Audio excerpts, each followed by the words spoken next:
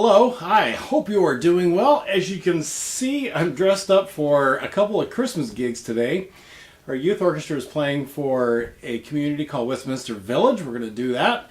And then this evening I'm playing Messiah. So I have got a full day of music and people, both playing and conducting, how fun is that? So going to have a good time.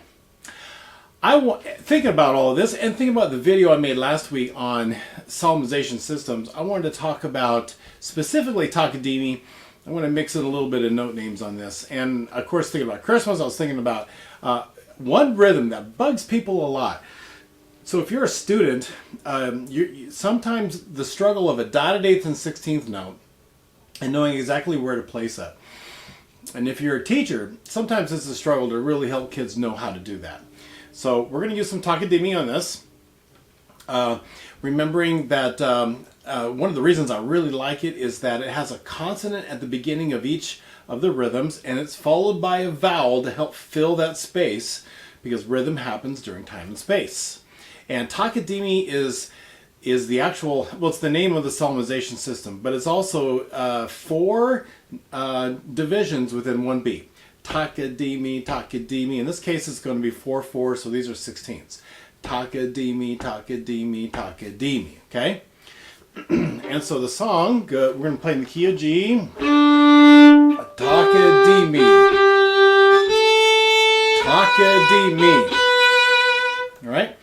And so that dotted 8th note fills up 3 of them. One way I like to visualize rhythm is this idea of dividing beats. This is why I like Takadimi, because it always focuses on dividing a beat. It's not worried about whether it's beat 1, 2, or 3, or 4. And I know some people think that's why they don't like Takadimi. I think kids get over that. I think if they just really focus on the beat, they know which beat they're on in general. So, ta, Takadimi, ta, Takadimi, ta.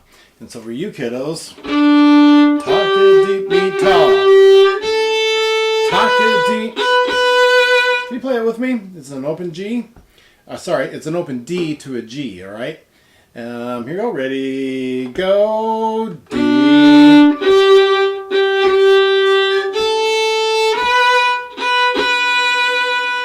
Okay?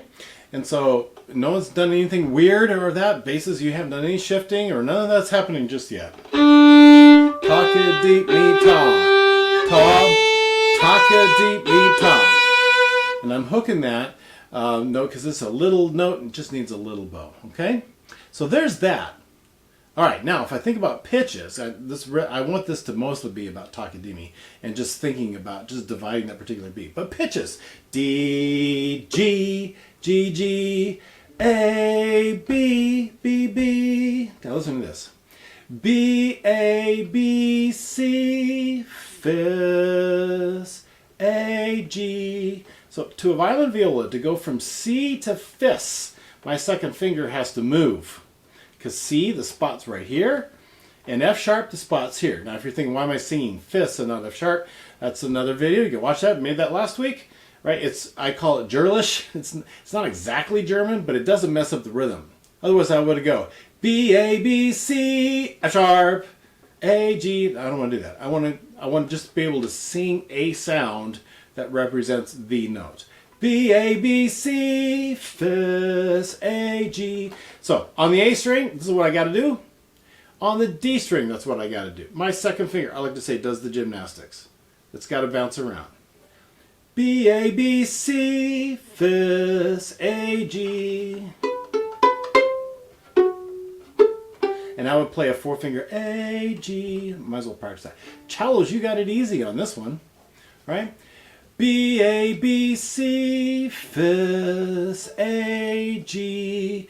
You just do the minor third hand, because in the key of G, it's a minor third on the D string, minor third on the A string. B, A, B, C. Second finger C. Third finger F sharp. B, A, B, C, Fis, A, G. A little bit of string crossing, but that's all you have to do. Bass, you have to do some second position. So here's my bass hand.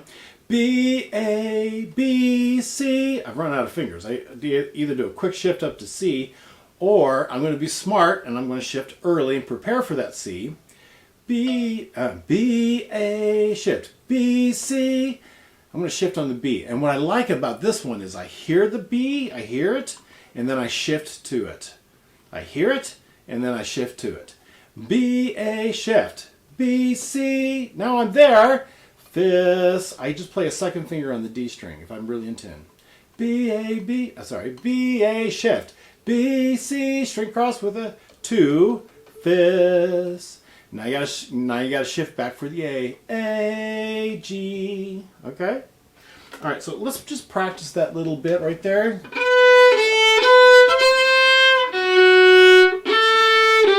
It's great to sing and play at the same time, okay? So we're gonna do that real slow. Here we go, ready, go. B, A, B, C, fifths, A, G. Let's do it again. Ready? Go. A, B, C, fifths, A, G. There you go. Now, we're just going to do that much of the song, okay? So here we go, all together. 2, 3.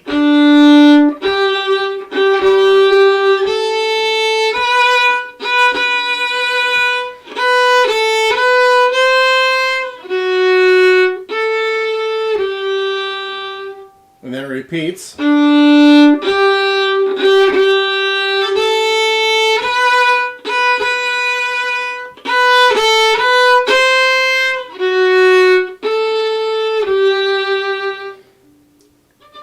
you can do the rest of the song. I'll just give you a hint. Starts on a D, but you figure out the rest of the song. Use your ear.